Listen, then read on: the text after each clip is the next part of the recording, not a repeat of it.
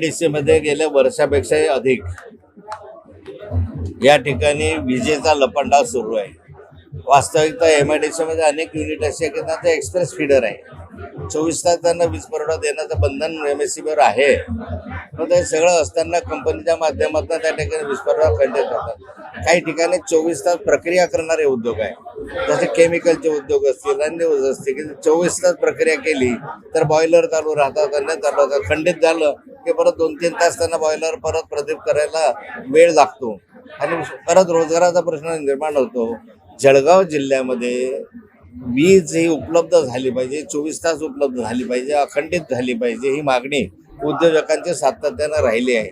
आणि विजेचा लपंडाव आहे, अन्य काही विषय असल्यामुळे जळगाव जिल्ह्यामध्ये उद्योग यायला नाकारतात. उद्योजकांना त्या ठिकाणी जे वातावरण, अनुकूल वातावरण लागतं, ते अनुकूल वातावरण आपण निर्माण करू शकलो नाही. आणि त्यामुळे उद्योजकांनी हा इशारा दिला आहे की आमचे उद्योग बंद करून आम्ही दुसरीकडे जाऊ. मला वाटतं शासन यामध्ये अपयशी ठरलेलं आहे. 3 मंत्री आपल्या जिल्ह्यामध्ये आहे, चौथी आता रक्षाताई या ठिकाणी मंत्री झालेले आहे.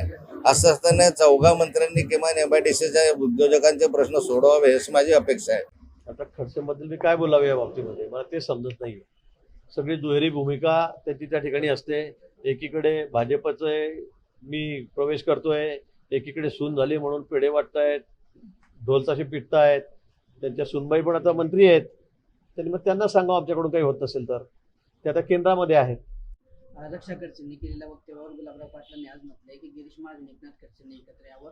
तर यावरच एकनाथ खडसेंनी पण असं म्हटलंय की सगळे जर एकत्र आले तर ताकद वाढेल. ठीक आहे, मी माझी भूमिका मांडलेली त्या बाबतीमध्ये. माझी काही दुसरी भूमिका नाही.